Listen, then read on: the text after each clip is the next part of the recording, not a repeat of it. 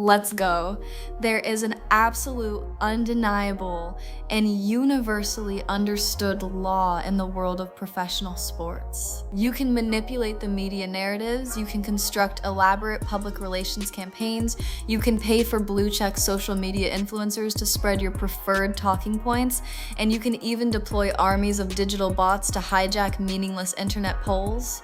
But when the referee blows the whistle, when the basketball is tipped into the air, and when the absolute greatest players on the face of the planet are confined to a 94-foot rectangle of hardwood, the objective, unadulterated truth will always violently expose the artificial lies. For the entirety of the FIBA World Cup qualifying tournament in San Juan, Puerto Rico, we have been forced to witness two entirely different battles occurring simultaneously. On the actual basketball court, Team USA was fighting to secure an undefeated sweep, but in the dark, toxic, and utterly delusional corners of the internet, a massive coordinated digital war was being waged against reality itself. White sports supporters, well, much to the chagrin of Angel Reese and Paige Bueckers fans out there that tried to spam everything they could on some MVP vote, and my goodness, they did. It's over. Listen to the absolute absurdity of the situation we just witnessed. The fan bases of Angel Reese and Paige Bueckers, completely terrified by the undeniable on-court dominance of a player they have spent the last 2 years desperately trying to discredit, decided to launch a massive coordinated spam campaign. They hijacked the online FIBA MVP voting portal. They deployed automated bot farms. They sat in their basements for hours on end, furiously clicking the refresh button, manually artificially inflating the numbers in a pathetic, desperate attempt to manufacture a reality where Caitlin Clark was not the undisputed best player in the tournament. But the governing body of international basketball does not operate on internet algorithms. FIBA does not care about your coordinated spam campaigns. FIBA cares about efficiency, they care about impact, they care about the undeniable mathematical reality of the game tape. And when the confetti finally fell, and the Team USA sweep was officially secured with a flawless 5-0 record, the Global Committee delivered the ultimate devastating blow to the haters. They pulled the curtains on the circus. They officially named Caitlin Clark the TISO MVP of the FIBA World Cup qualifiers. She did not just win the MVP award, she completely shattered the manufactured illusions of her critics. She was placed on the prestigious All-Star 5 squad alongside international legends and her own teammate Kelsey Plum, securing the ultimate hardware and walking away with the TISO MVP watch. It is a moment of absolute, undeniable vindication. Your fake voting games failed. Your bot farms failed. The objective truth of her basketball genius prevailed on a global stage. But to truly comprehend the sheer magnitude of this MVP award, to truly understand how mathematically absurd her accomplishment in San Juan actually is, we have to talk about the terrifying, almost criminal level of tactical sabotage she had to overcome. She did not just beat the international competition, she had to defeat the gross incompetence of her own coaching staff. All this and only started one game. Oh, the coaching. My God, they look like a bunch of clowns. Taking the U.S. to a 5-0 sweep, Clark impressed with her guard play as she when she was allowed to play guard for the, I don't know, 15 minutes in the entire tournament. The rest of the time, it seemed like she was playing. The interim head coaching staff of Team USA looked like an absolute clown show during this tournament. They possessed the greatest offensive engine, the most visionary playmaker, and the most lethal transition point guard in the history of women's basketball. And they treated her like a radioactive liability. They kept her on a violently tight leash. Out of the 5 games required to secure the World Cup qualification, the coaching staff only permitted the eventual MVP of the entire tournament to start one single game. But the disrespect of relegating her to the bench is merely the appetizer in this banquet of coaching malpractice. The true crime, the absolute tactical abomination, was where they placed her on the floor when she was finally allowed to check into the game. For the vast majority of this international tournament, the Team USA coaching staff looked at a generational point guard and decided to play her radically out of position. They forced her to play the small forward position. On multiple documented occasions, they actually forced her to play the power forward position. They took the ultimate offensive architect and relegated her to the baseline. They forced her to set off-ball screens, guard European bigs in the paint, and stand completely stationary in the corner as a decoy while the veterans slowly walked the ball up the court. They actively, purposefully took the basketball out of her hands. And yet, despite being kept on a leash, despite being benched for 4 out of 5 games, and despite being forced to play the power forward position in an archaic, slow-paced, grinding half-court system, Caitlin Clark still completely dominated the entire tournament. Let us conduct a ruthless, microscopic breakdown of the official FIBA statistics. Let us completely obliterate the mediocrity narrative with cold, hard, undisputed mathematics. She posted a tournament best efficiency rating of 14.6. She finished as the second best overall scorer with an average of 11.6 points per game. She shot a scorching, hyper-efficient 52.9% from the field.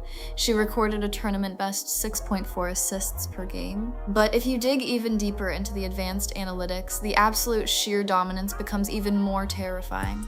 Among all the players on the Team USA roster, Caitlin Clark finished first in total points. She finished first in total assists. She finished first in the overall plus-minus rating, proving that her mere presence on the hardwood, regardless of the position she was forced to play, completely altered the trajectory of the scoreboard in favor of the United States.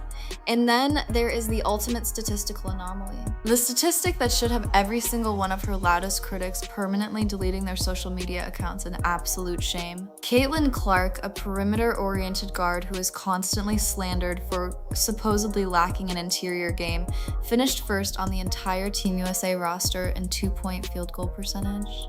I want you to deeply internalize the contextual gravity of that statistic.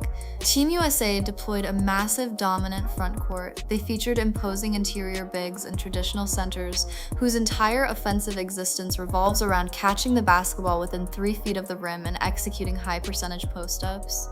And yet a guard who was forced to play out of position shot a higher percentage from inside the arc than every single traditional big on the roster.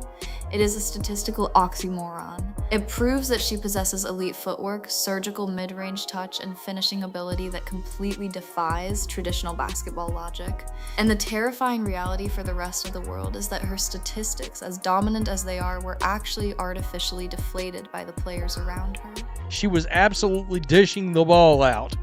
And like I was talking in yesterday's video, there was some easy shots missed by her teammates, or she would have had like 11 or 12 assists yesterday.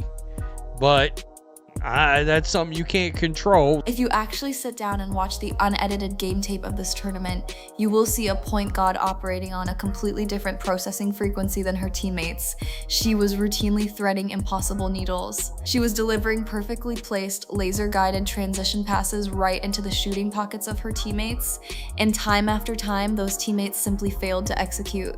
They missed wide-open, uncontested layups. They bobbled perfectly placed interior feeds. If the Team USA roster had simply converted on the easy, high-percentage looks that Caitlin Clark magically generated out of thin air, she would not have finished with 6.4 assists per game. She would have easily averaged 11 or 12 assists per game. She would have posted a double-double average while coming off the bench and playing the power forward position. It is a level of playmaking brilliance that is almost incomprehensible, and it is something that you simply cannot control as a point guard. You can serve the absolute perfect meal, but you cannot force your teammates to eat it. Predictably, the undeniable reality of this MVP award sent the darkest corners of the internet into an absolute catastrophic meltdown.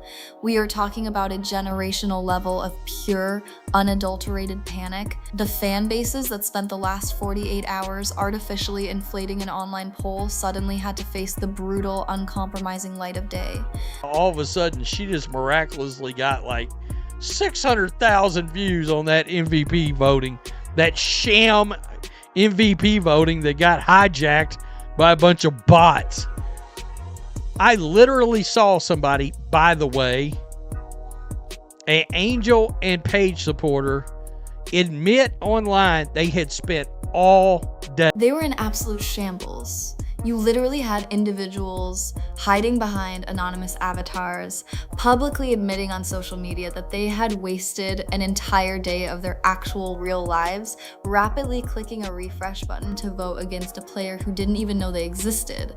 It is the definition of pathetic. It is the absolute pinnacle of jealousy. They hate her unprecedented success so deeply, they are so violently allergic to her undeniable dominance, that if a pre-approved media agenda cannot be directly tied to her name, they will wage a digital war to discredit her. But here is the chilling reality that should absolutely terrify the rest of the women's basketball landscape.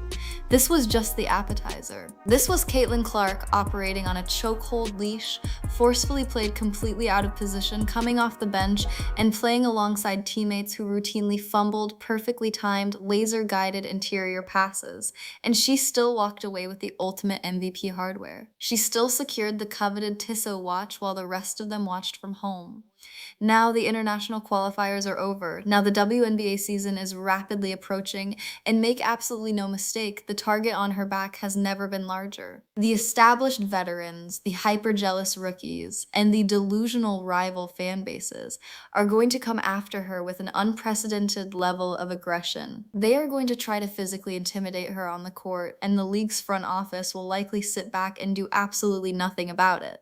But if this tournament in San Juan proved anything, it is that Caitlin Clark does not need their protection. She does not need their permission. And she certainly does not need their manufactured internet polls. She operates strictly in the realm of objective reality. She speaks the exclusive language of undeniable production. The ultimate alpha has secured the crown, and the rest of the league is officially on notice. If you want the unvarnished, unapologetic, and brutally honest truth about the reality of women's basketball, you know exactly where to find it. Do not let the algorithms dictate the narrative. Hit that subscribe button, permanently turn on the notification bell, and leave a comment down below with your raw thoughts on this absolute masterclass of a tournament. This is WNBA host, and we will see you in the next one.